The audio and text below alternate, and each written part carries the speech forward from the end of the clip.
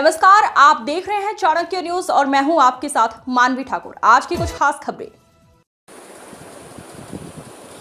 बुंदेलखंड की सियासत में आज उस वक्त भूचाल आ गया जब आज़ाद समाज पार्टी के कद्दावर नेता दामोदर यादव ने पन्ना सर्किट हाउस में विरोधियों पर तीखे तीर छोड़े। यादव ने सीधे तौर पर धार्मिक आडंबरों को निशाना पर लेते हुए कहा कि अब बुंदेलखंड को अर्जी पर्ची की नहीं बल्कि संविधान की धरती बनाएंगे। उन्होंने साफ किया कि जनता के बीच अंधविश्वास फैलाने वालों का खेल अब और नहीं चलेगा। आगामी विधानसभा चुनाव का बिगुल फूंकते हुए यादव ने दावा किया कि बुंदेलखंड की 90% सीटों पर सीधा मुकाबला एएसपी और भाजपा के बीच होगा, जबकि कांग्रेस चुनावी रेस से पूरी तरीके से बाहर हो चुकी है। उन्होंने पन्ना, पवई और गुन्नौर सीटों पर जीत का संकल्प दोहराया। दामोदर यादव ने दिल्ली मॉडल की तर्ज पर हुंकार भरते हुए कहा कि उनकी सरकार आने पर कलेक्टर और चपरासी का बेटा एक ही स्कूल में पढ़ेगा। उन्होंने भ्रष्टाचार और समांतवादी सोच को जड़ से मिटाने का आह्वान किया ताकि बुंदेलखंड को शोषण मुक्त और अधिकार संपन्न बनाया जा सके। साथियों, पत्रकार साथियों, आप सब जानते हो कि बुंदेलखंड का इतिहास बहुत गौरवशाली है, लेकिन फिर पिछले कुछ सालों में ये षड्यंत्र किया जा रहा है कि बुंदेलखंड को आडंबर पाखंड की धरती बनाया जा रहा है। आप सबको मालूम है कि बगल में ही कोई अर्ची पर्ची निकालने वाले बैठे हैं, आडंबर पाखंड फैलाते हैं। आप सबको मालूम है कि बुंदेलखंड आडंबर पाखंड मनुवादी सोच में ग्रसित होने के साथ साथ सामंतवादी सोच में भी ग्रसित है। आज़ाद समाज पार्टी, भीम आर्मी, आदरणीय भाई चंद्रशेखर आज़ाद जी और हम सब साथियों ने तय किया है कि बुंदेलखंड को हर हाल में संविधानवादी धरती बना के रहेंगे।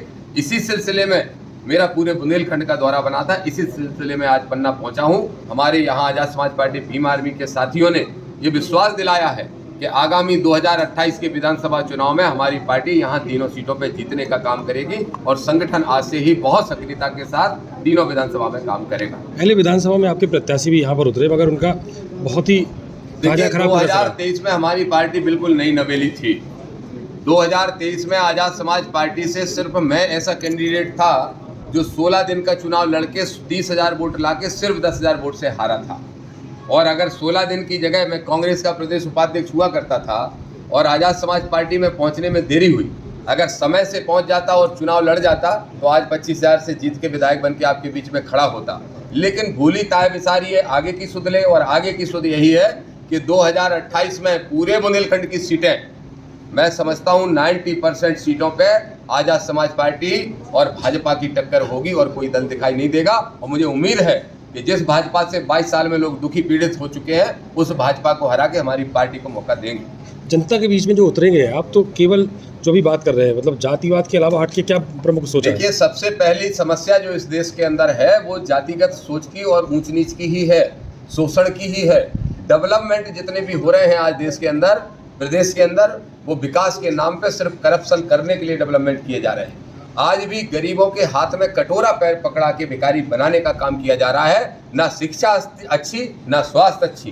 दामोदर यादव कह रहा है कि जब हम अपनी सरकार मध्य प्रदेश में बनाएंगे तो चपरासी का बेटा भी उसी स्कूल में पढ़ेगा, उसी में कलेक्टर का बेटा भी पढ़ेगा। जिसमें मजदूर का बच्चा एडमिट होगा उसी में कलेक्टर, विधायक और सांसद, मंत्री का बच्चा होगा। शिक्षा और स्वास्थ्य और रोजगार के अवसर सबको समान मिलेंगे, ये हमारी पहली मांग होगी।